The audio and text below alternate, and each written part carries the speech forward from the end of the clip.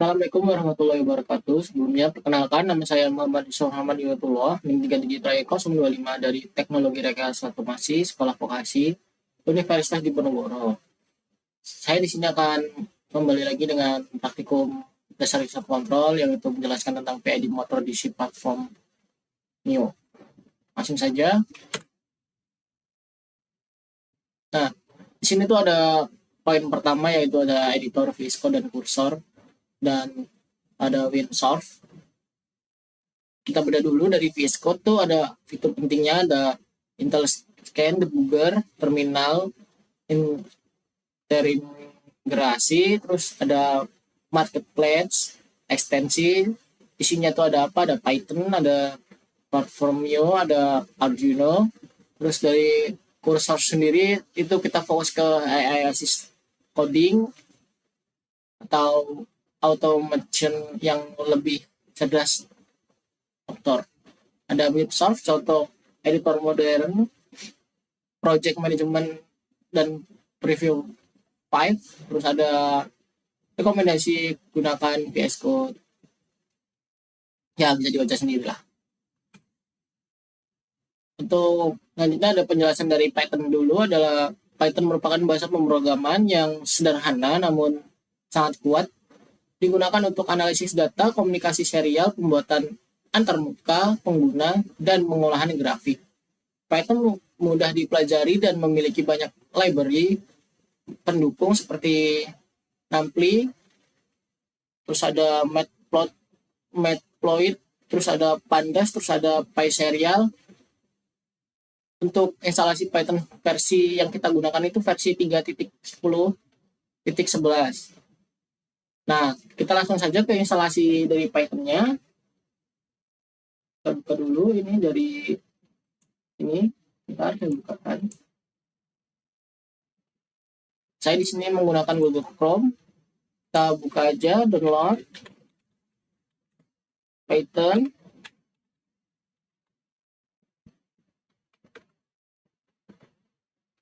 Bentar,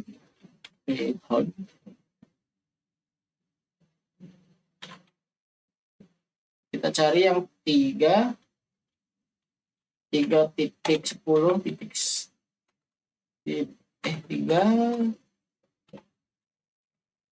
Nah, ini kita ambil yang ini. Nah, terus ini kita biarin saja. Ini dari websitenya ya. Kita langsung saja ke menu ini nih. Kita cari versionnya. Kalau Anda pakai Windows ya kalian langsung aja ke Windows. Dan kalau Windows kita pakainya yang Windows Installer 64 bit. Nah, karena saya sudah menginstalnya atau kita sudah mendownloadnya, kita langsung saja ke install. Pertama kita buka file manager dulu. Kita cari filenya yang udah kita download.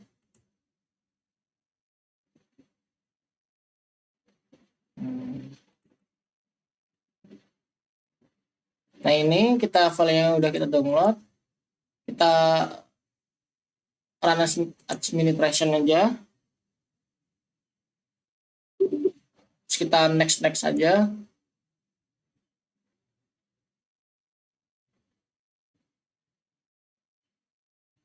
Nah, bentar, lagi muter.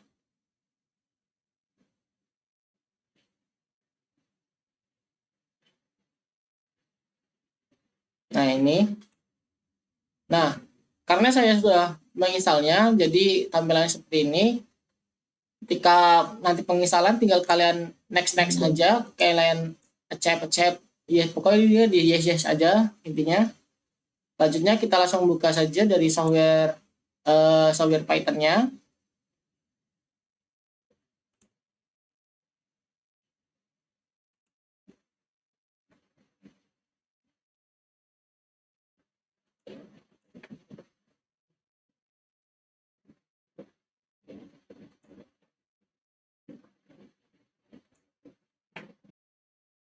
Oke teman-teman, karena itu kita download yang namanya Mesh Team.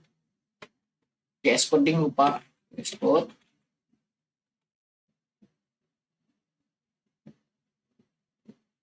Ya teman-teman, VS Code, terus download. Nah, cari aja yang Windows kalau kalian pakai operasional Windows. Kalau kalian pakai Linux ya Linux. Kalau kalian pakai macOS ya macOS. Karena aku pakai Windows, di sini aku download yang Windows saja. Nah, ini terdownload ya teman-teman. Terus download juga yang namanya kursor.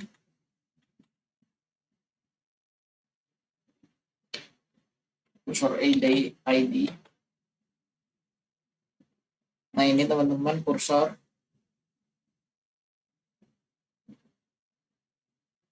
Nah, kalian langsung saja download di sini ya. Download for Windows. Nah, download for Windows nih. Nah, ya teman-teman. Kecepatan downloadnya tergantung dari internet kalian sebenarnya. Nah, karena VS Code-nya ini udah, tinggal ditunggu aja ini bentaran.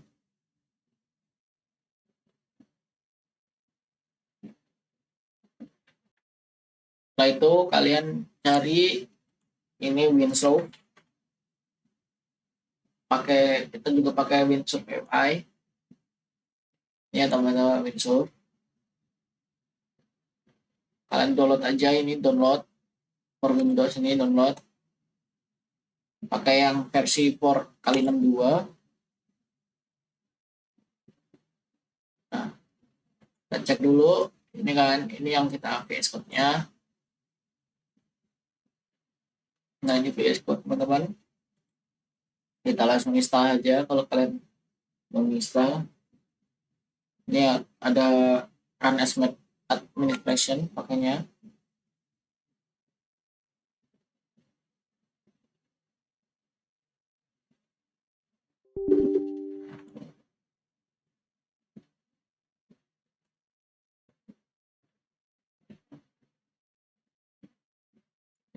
Tunggu aja teman-teman. Ini yang kursor setup ini juga kita install. Nah, ini kan oke. Nah, terus ini kita acep aja, coba. Nah, install ini. Kalian tunggu aja ini. Tunggu aja sampai selesai.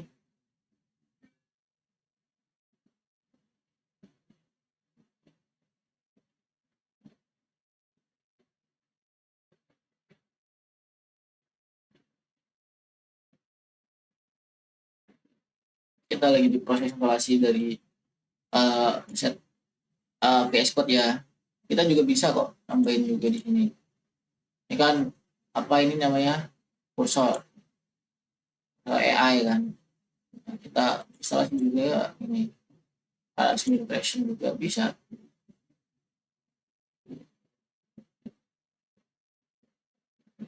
Ntar tunggu aja.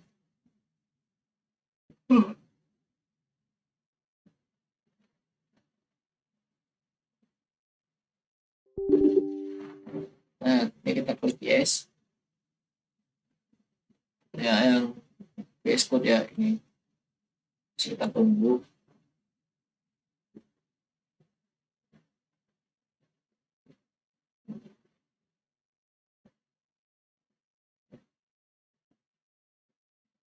Ya, ini sebenarnya install ini tergantung dari spek laptop kalian masing-masing.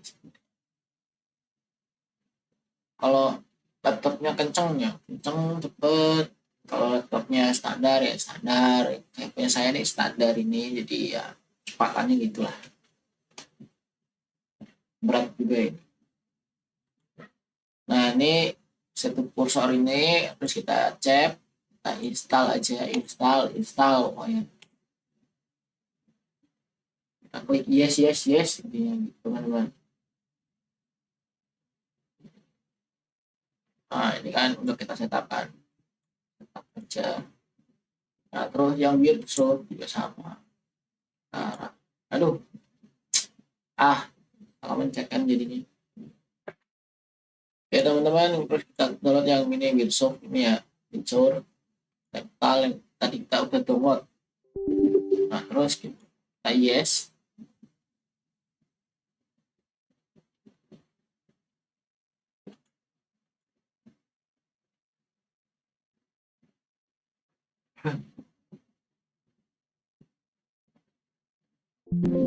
Nah, ini ya teman-teman, ini tinggal kalian oke saja.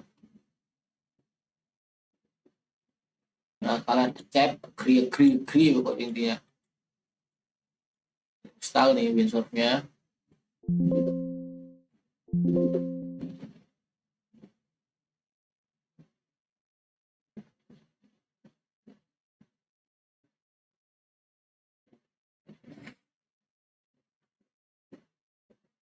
Ini belum ya ini. Waduh, lama banget ini. Kalau yang lama-lama itu kalian tunggu aja teman-teman.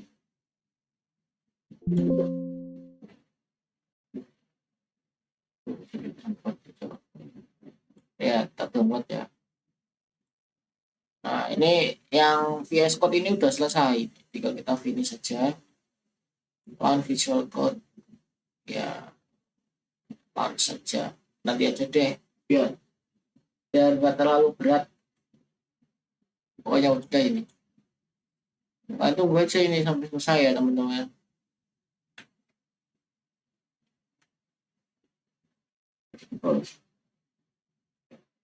Oke teman-teman, ini kan udah semua ini. Ya, kita klik finish saja. Klik finish ya. Nanti dia akan membuka langsung software-nya mas. Langsung. Nah, ini kan kita cari yang tadi kita. Nah, ini. Ini VS Code. Tampilan awalnya seperti ini. Kalau sudah terbuka.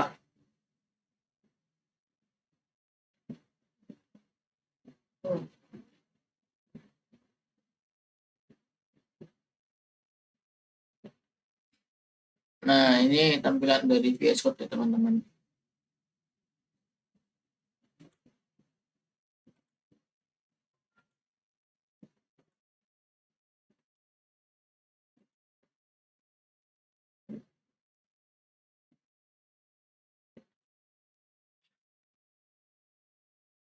Nah, itulah pokoknya ini tampilan awalnya ini. Terus ini dari Windsurf, kita get starter aja. Nah, ini kita pakai yang mana? Kita pakai import VS Code. Klik aja. Warnanya kita pakai hitam aja biar nggak terangan. Oke teman-teman, ini dari tampilan dari VS Code-nya. Pertama kita buka dulu di menu, terus kita download platform extension-nya. Kita cari yang platform IOID, kita pencet. Setelah itu, nah karena aku udah download dari file extension-nya, kita langsung saja ke berikutnya.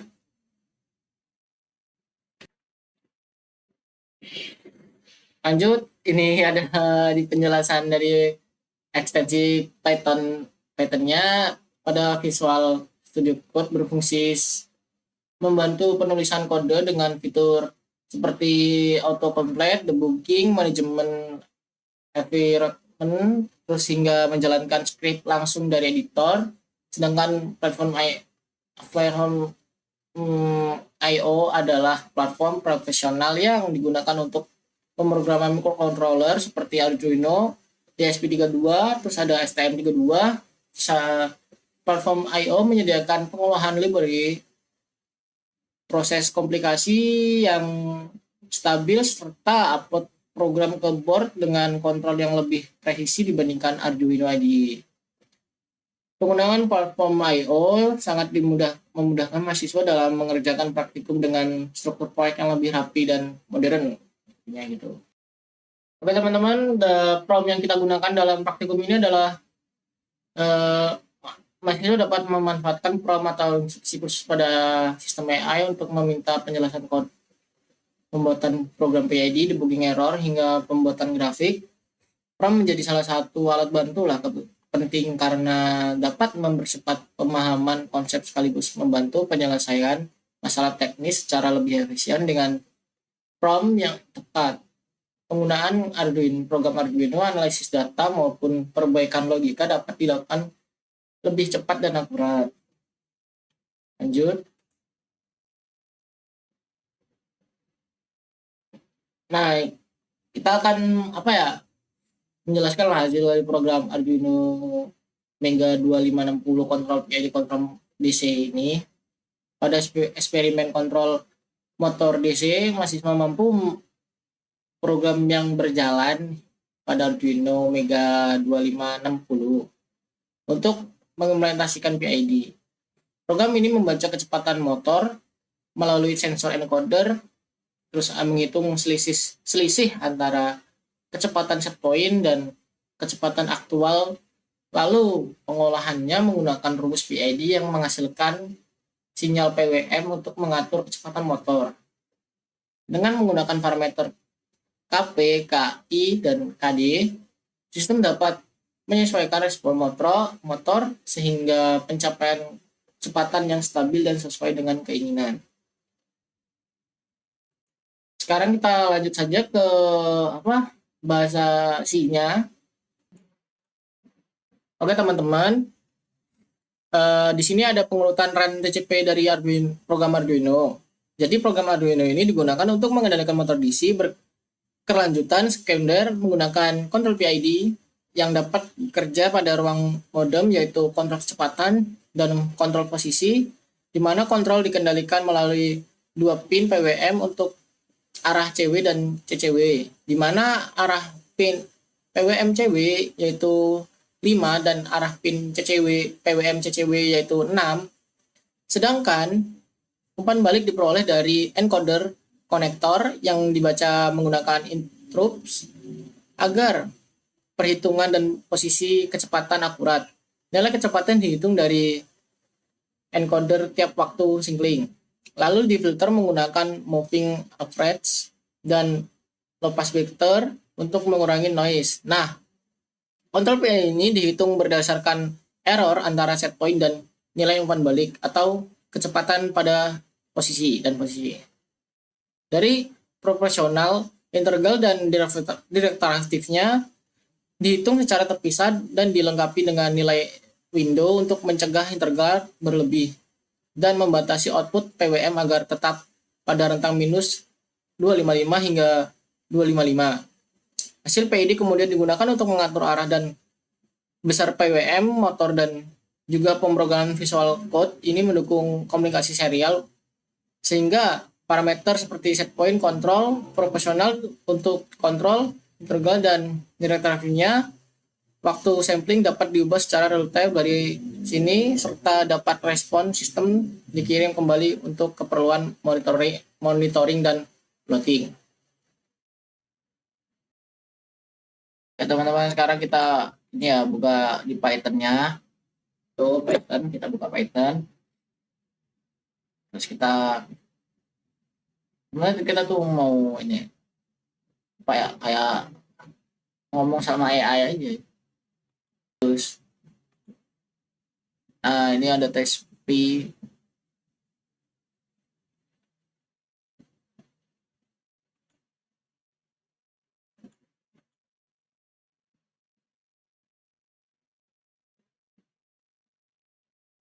Ini pokoknya dia kenalan lah siapa nama, terus program PID-nya.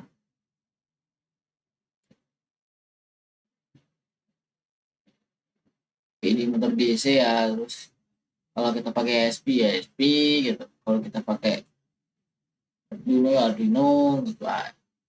Programnya kita open. Di sini pakai program itulah intinya. Nah, ini dari halaman pertama dari platform IO ini. Kita lihat aja itunya ya.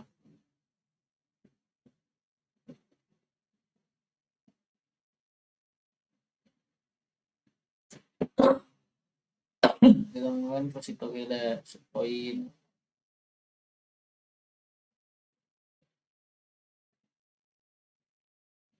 Terus Mega itu ya. Nah, itu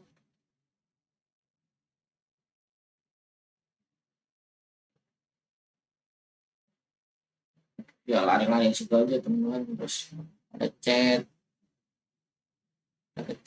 terus menu chat, tak ke GBT aja sebenarnya, buatkan apa-apa gitu, terserah nanti keluar sendiri programnya. Jadi itulah pakai AI, gampang semua sekarang. Nah tuh di bawah itu udah keluar itu nama-namanya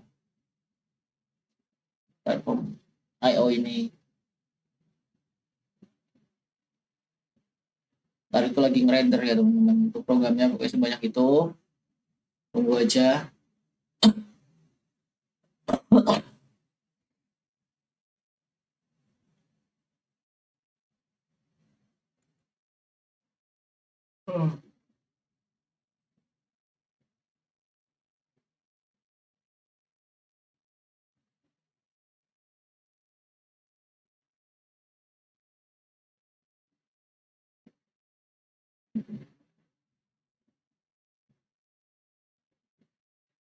Kita lihat aja itu teman-teman. Nah itu ya, oh, yang keluar ini lagi ngerender nih sebenarnya, ini masih lama ini, belum bisa ya. Kalian kalau mau skip skip ya terserah, kalau nggak di skip ya terserah, bebas aja sih. Karena aku juga males begini, anjing anjing.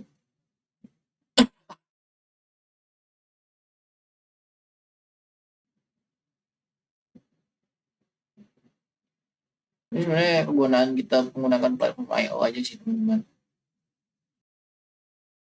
Aku cepetin aja ini langsung ke pembuatan encodernya. Buat encoder tak situ buat nyoba-nyoba doang, kita nyoba AI-nya ya teman-teman. Ini encodernya, nah pokoknya segitu banyak itu, segitu ya.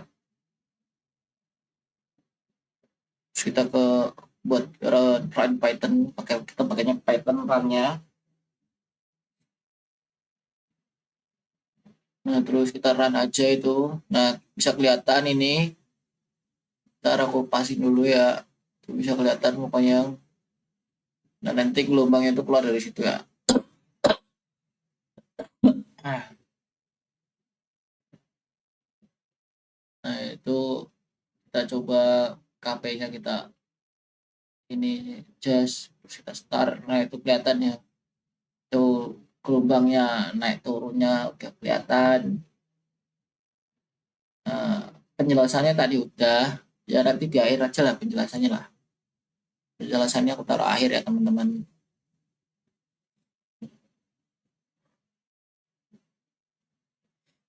Nah itu ya pokoknya itu. Nah intinya itu. Nah kita coba lagi ke Mensi, kita ubah coba alamatnya, kita balik ya alamatnya ya, jadinya apa, kita kan nggak tahu kan jadinya apa. Jadi kita coba ini ya.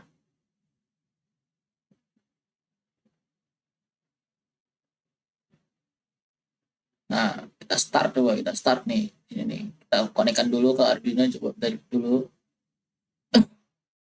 kita ini aja, kita just aja tadi sama KP-nya, KI-nya nih. Nah, terus kita lihat tuh grafiknya. Nah itu grafiknya ya teman-teman. Terserah kalian mau percobaan berapa detik ya, terserah. Bawah itu detiknya itu kita coba aja beberapa detik lah. Alhamdulillah.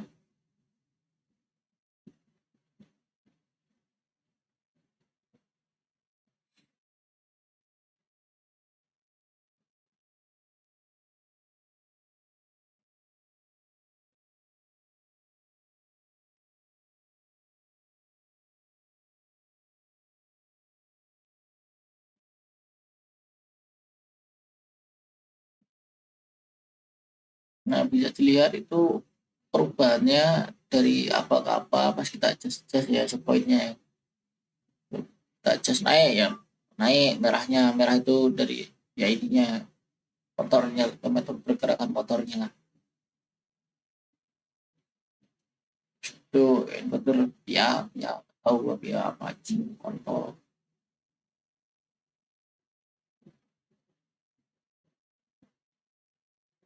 Nah itu kan, wah, ini WA, WA.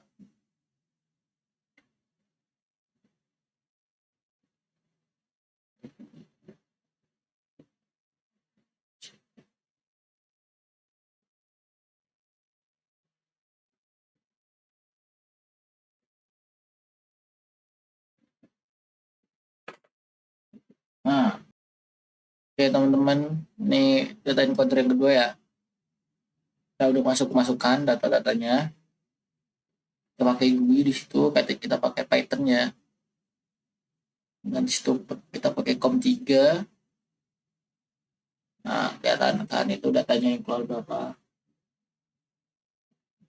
Pastilah kelihatan lah. Oh ibu. Kita ubah aja ya di situ ya.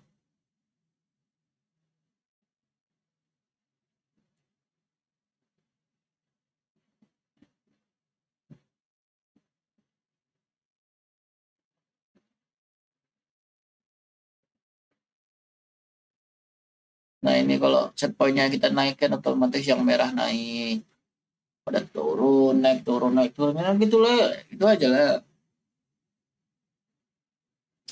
Wah itu ya bentuk gelombangnya ya. Ini dari Python-nya. Kalau tadi dari kursor, dari Python dia. Ini sama aja. Ini motornya nanti ya muter-muter toh.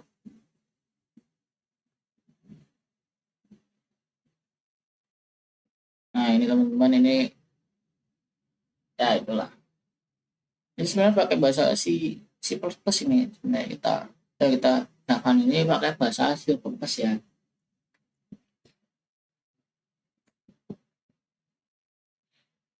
Kita tunggu aja itu lagi scanning. Nah itu kita kan tadi pakai COM3, kita masukkan aja COM3 ya. Kita masukkan COM3. Nah kita buat dulu dari parameter PID sama set pointnya ya. Kita start. Nah lumayan kan kayak gitu teman-teman.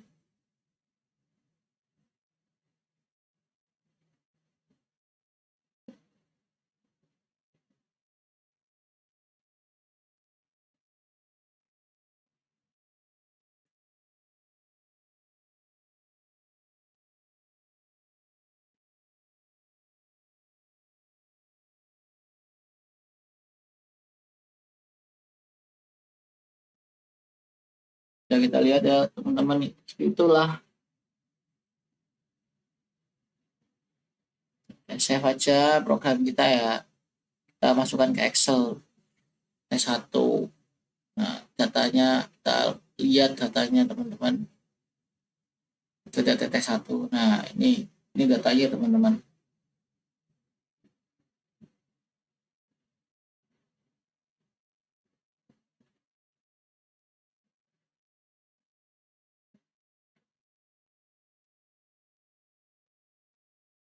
Nah seperti itulah gambarannya, datanya. Oke teman-teman, sekarang kita ada di hasil program user interface control PID motor DC. Di sini keterangannya mahasiswa juga membuat user interface UI untuk memantau dan mengontrol motor DC secara langsung dari komputer. UI ini dapat dibuat menggunakan Python dengan library seperti pkinter atau pyqt dan mampu menampilkan nilai set point kecepatan aktual serta grafik real time dari respon motor. UI ini juga dapat digunakan untuk mengirim set point ke Arduino melalui komunikasi serial. Dengan adanya UI, pemantauan dan pengaturan kontrol PD menjadi jauh lebih mudah dan interaktif. Penjelasannya langsung dari hasilnya saja di sini.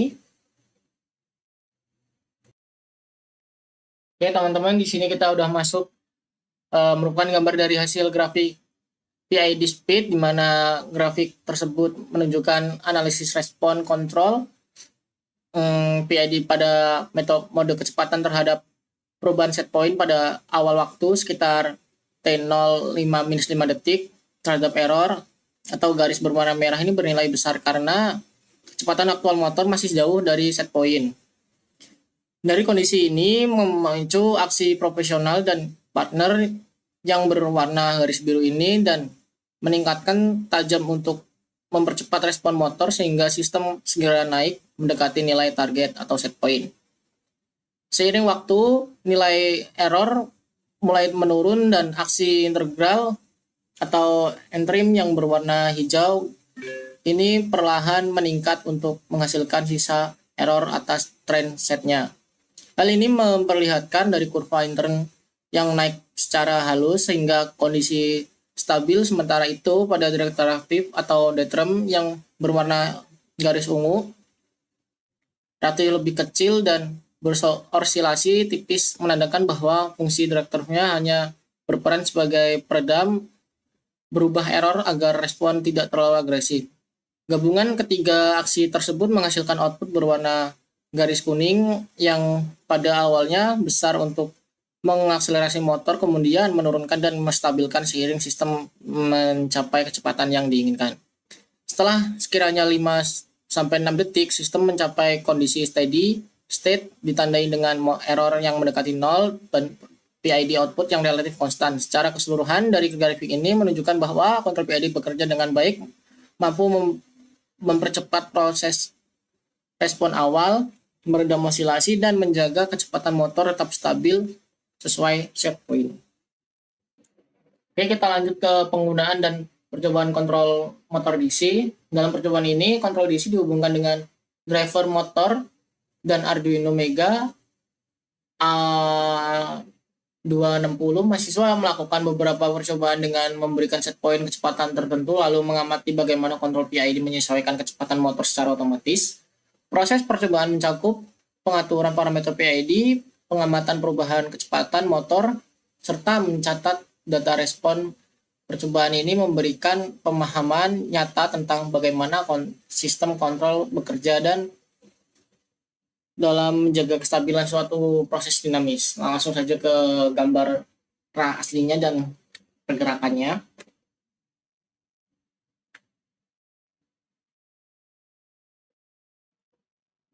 Oke teman-teman, selanjutnya ini di sini ada grafik posisi. Grafik ini menampilkan analisis respon kecepatan motor terhadap set point dalam sistem kontrol PID.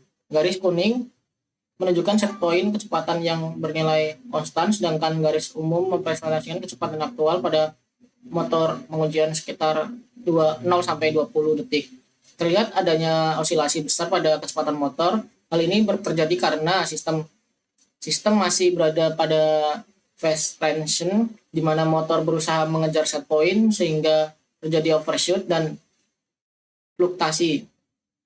Seiring bertambahnya waktu, amplitude osilasi kecepatan semakin mengecil, yang menunjukkan bahwa aksi PID bekerja dengan baik dalam meredam respon sistem.